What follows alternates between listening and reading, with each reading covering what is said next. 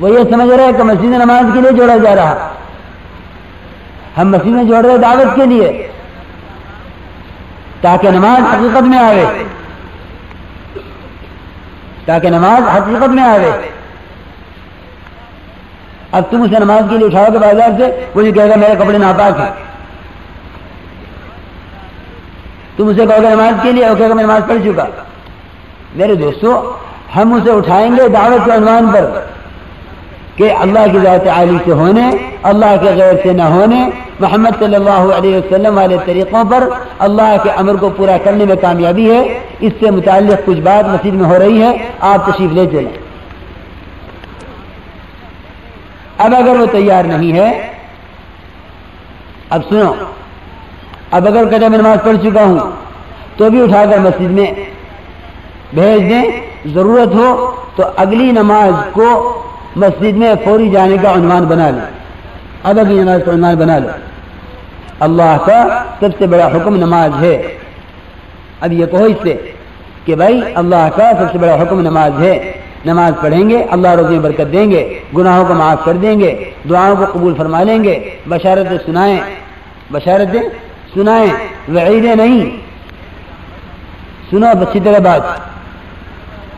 ہم بے نمازیوں کو سناتے ہیں وعیدیں اور نمازیوں کو سناتے ہیں وعدے. الٹا ہو رہا. بے نمازیوں کو سنانے ہیں وعدے، نمازیوں کو سنانی ہے وعیدیں. نمازیوں کو سنانی ہے وعیدیں تاکہ یہ نماز کو نہ چھوڑیں، تاکہ یہ نماز نہ چھوڑیں. بے نمازیوں کو سنانے ہیں وعدے تاکہ وہ قریب آئیں. وعیدوں سے تو مایوس ہو جائے گا، وعیدوں سے مایوس ہو جائے گا اور وعدوں سے پر امید ہو جائے گا. ہمیں بے نمازی جو ہمارے نگاہ میں بے نمازی ہیں انہیں تو ہمیں سنانے ہیں وعدے تاکہ وہ اس نماز کی طرف راغب ہو جائے، اور جو نمازی ہیں انہیں سنانے کے وعدے بھی اور وعدے بھی تاکہ وہ نماز پر قائم ہو جائیں. بشارتیں سنائی جائیں، وعیدیں نہیں. اب کیا کہیں آخر میں کہ جی نماز کی طرف جا رہا ہے، مسجد میں چلیے. یہ ہماری دعوت کا آخری عنوان یہ ہوگا. ورنہ پہلا عنوان یہ ہے کہ ہم ہر امتی کو مسجد کے اندر، ہر امتی کو ہم مسجد کے اندر دعوت کی بنیاد پر لاویں گے. امیر کی اطاعت کرنی ہے، واپس میں استغفار کرتے ہوئے آنا ہے. اب آداب کا مذاکرہ کرنے کے بعد دعا مانگ کر چل دیں. گشت میں 10 آدمی جائیں، مسجد کا قریب مکانات پر گشت کریں. مکانات نہ ہو تو بازار میں کر لیں. لوگ پوچھتے ہیں کہ جی مکانات تو ہے نہیں، کیا گشت کریں؟ کہ نہیں، گشت کرنے کے لیے مکانات کو ہونے کا ضروری نہیں ہے. اگر بازار ہے تو بازاروں میں گشت کر لیں. اگر کوئی مسجد ہی نہیں ہے تو ہمارے علاقہ آگے پوچھتے ہیں کہ جہاں مسجد نہیں وہاں کیا کریں؟ ہمارا کام مسجد پر موقوف نہیں ہے. اگر کہیں مسجد نہیں ہے یا مسجد ہے اس میں کام نہیں، یا مسجد میں جو ہے مسجد میں اعمال ہیں لیکن وہاں دعوت کے کام کرنے کا موقع نہیں. ایسے میرے دوستو یاد رکھو، ہمارا کام مسجد پر موقوف نہیں ہے کہ جہاں مسجد ہو وہاں کام ہی نہ ہو. 13 سال نبوت کا کام بغیر مسجد کے چلا ہے. 10 سال مسجد رہی اور 13 سال بغیر مسجد کے. ہم تو چاہیں گے ابھی گشت شروع ہوا اس محلے میں نیا ابھی مسجد بن جائے. اچھا جی مسجد قابو کی نہیں، چھوڑ دو، تم گشت کرتے رہو. اگر 13 سال کے بعد بھی گشت کرتے کرتے 13 سال کے بعد یہ مسجد قابو میں آ جائے تو یہ کہنا کہ بالکل مزاج نبوت کے اعتبار سے کام ہو رہا ہے کہ نہیں. ہمارا کام مسجد موقوف نہیں ہے. اگر مسجد میں کام نہیں ہے تو مسجد سے باہر پورا کام ہو سکتا ہے.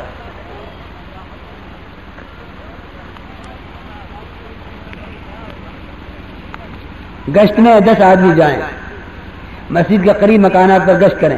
مکانات نہ ہوں تو بازار میں کر لیں. جماعت میں زیادہ آدمی ایسے ہوں جو گشت میں اصولوں کی پابندی کریں. مسجد میں 2-3 آدمی چھوڑ دیں. نئے آدمی زیادہ تیار ہو جائیں تو ان کو بھی سمجھا کر مسجد میں مشغول کر دیں، مسجد میں لا کر مشغول کر دیں. نئے آدمی 3-4 ساتھ ہوں.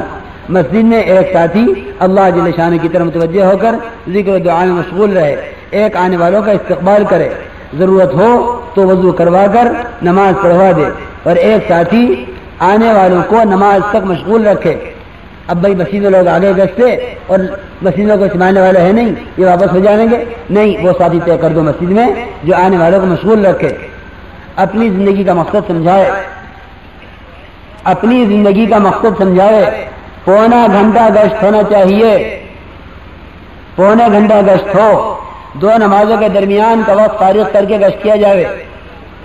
اب یہ سوال کہ گشت کب بند کر دیں، کتنی دیر پہلے کر دیں؟ کسی نے کہا اذان ہو رہی گشت بند کرو، نہیں، اذان دعوت ہے، گشت بھی دعوت ہے، گشت بھی دعوت ہے، اذان بھی دعوت ہے۔ وہ دعوت دے رہا ہے کھڑے ہو کر، ہم دعوت دے رہے ہیں چل پھر کر۔ اذان بھی دعوت، گشت بھی دعوت، ہم اس مؤذن ہی کی طرف سے بھیجے ہوئے ہیں۔ یہ بات نہیں ہے کہ اذان ہوتی ہی گشت ختم ہو جائے۔ میرے دوستو، اذان ہو گئی ہے، اب ہمارا گشت چلتا رہے گا، لیکن نماز سے 7-8 منٹ قبل، نماز سے 7-8 منٹ پہلے گشت بند کر دو۔ بس کتنا وقت؟ اگر وضو نہیں ہے تو وضو کر لیں، وضو ہے اور وہ نماز ہے جس سے پہلے سنتیں ہیں، سنتیں پڑھ لیں، اتنا وقت کافی ہے۔ کوئی کہے گا آدھے گھنٹے پہلے گشت بند کرو، کوئی کہے گا 20 منٹ پہلے کرو، کوئی کہے گا کہ 15 منٹ گشت کر لو، نہیں، بلکہ اتنا ہے کہ 7-8 منٹ پہلے گشت بند کر دیا جائے اذان سے۔ آپ جس مسجد کا آپ گشت کر رہے، یہ اس مسجد کی اذان 2 بجے ہوتی ہے۔ جس مسجد کا آپ گشت کر رہے اس مسجد کی اذان 2 بجے ہوتی ہے، نماز 2:30 بجے ہوتی ہے۔ آج 7-8 منٹ پہلے گشت بند کر دیں، کیونکہ آپ اس مسجد کا گشت کر رہے ہیں۔ دوسری مسجد میں نماز اذان ہوتی ہے 2:30 بجے، یہ نماز ہوتی ہے 2:30 بجے۔ اب وہاں کے لوگ کہیں کہ اس مسجد کی نماز تیار ہے، گشت بند کرو، نہیں، یہ پابند ہیں اس مسجد کے جس کا گشت کر رہے ہیں۔ بعض جگہ یہ ہو رہا ہے کہ میں گشت کرتے چلے، اس محلے میں گشت کر رہے تھے، ساتھ ہی دوسری مسجد کہ جی گشت بند کرو کہ نماز، کہ نہیں، ہم اپنی مسجد کا گشت کر رہے ہیں۔ سمجھ میں آ رہی میرے دوستوں بات؟ 7-8 منٹ پہلے گشت ختم کر دیں، سب ساتھی تکبیر اولیٰ کے ساتھ نماز میں شریک ہوں۔ جس ساتھی کے بارے میں مشورے سے بات طے ہو جائے وہ دعوت دے، یہ سمجھائے کیا دعوت دے۔ میرے دوستوں بزرگوں، تقریر ہمارا موضوع نہیں ہے کہ بھائی تقریر کر دی جائے اس کے، کہ نہیں، جس کے بارے میں طے ہو جائے مشورے سے دعوت دے۔ کیا دعوت دے؟ یہ سمجھائے کہ اللہ جل شانہ کی ذات عالی سے تعلق قائم ہو تو دنیا اور آخرت میں کیا نفع ہوگا، اللہ جل شانہ کی ذات عالی سے تعلق قائم نہ ہوا تو دنیا اور آخرت میں کیا نقصان ہوگا۔ جیسے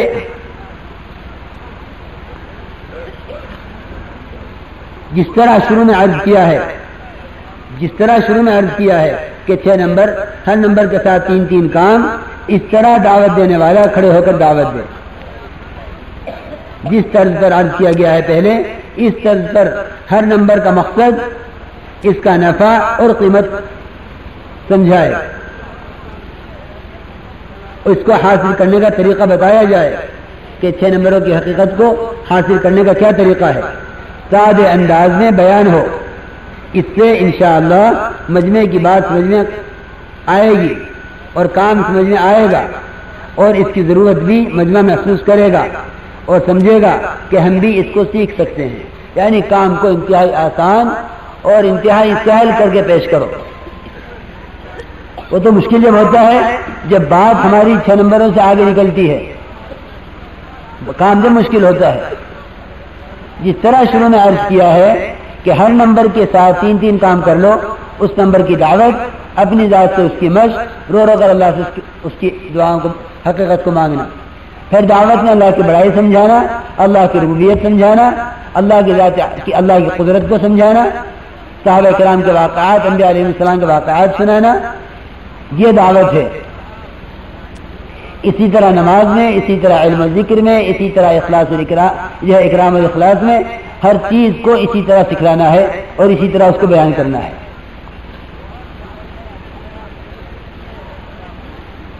ہمارے ساتھی بھی دعوت میں اہتمام سے جڑ کر بیٹھیں، یہ نہیں کہ یہ عوام بیٹھے ہوئے ہیں، ہمارے ساتھی بات کر رہا ہے، باقی ساتھی ادھر ادھر چلے جائیں، نہیں، ہمارے ساتھی جم کر بیٹھ کر بات سنیں۔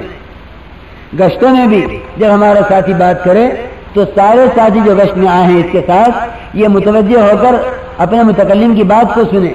مغیرہ بن شعبہ رضی اللہ تعالی عنہ یہ بادشاہ کے سامنے متکلم تھے، ان کے ساتھی خاموش ہو کر بات سنتے تھے۔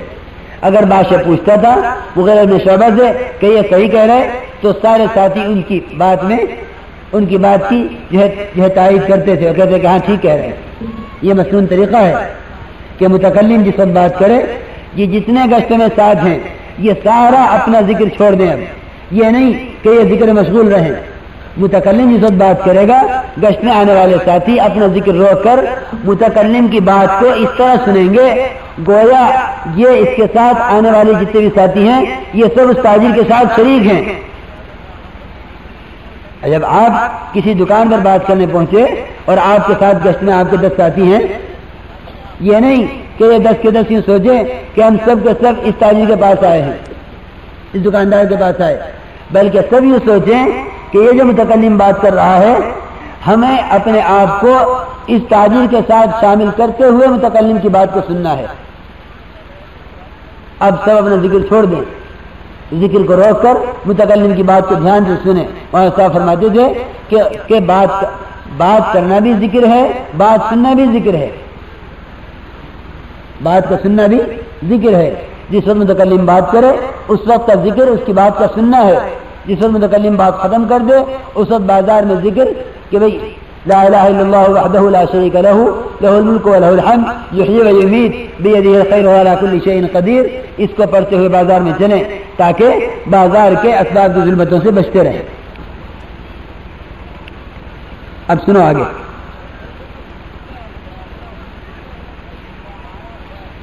ہمارے ساتھی بھی دعوت میں اہتمام سے جم کر بیٹھیں، متوجہ ہو کر محتاج بن کر سنیں، جو بات کہہ رہا ہے ہم اپنے دل میں کہیں کہ یہی حق ہے۔ ہاں یہ بہت ضروری چیز ہے، جب ہمارا متکلم بات کرے تو ہمارے ساتھی اپنے دل میں یوں کہیں یہی حق ہے، یہی حق ہے۔ یہ مولانا رحمۃ اللہ علیہ اصل میں ساتھیوں کو اس طرح سے مشق کرواتے تھے، وہ مشق ختم ہو گئی جس سے یقین کی تبدیلی کچھ محسوس ہوتی تھی۔ بات سننے والا یوں کہے کہ یہی حق ہے جو کہا جا رہا۔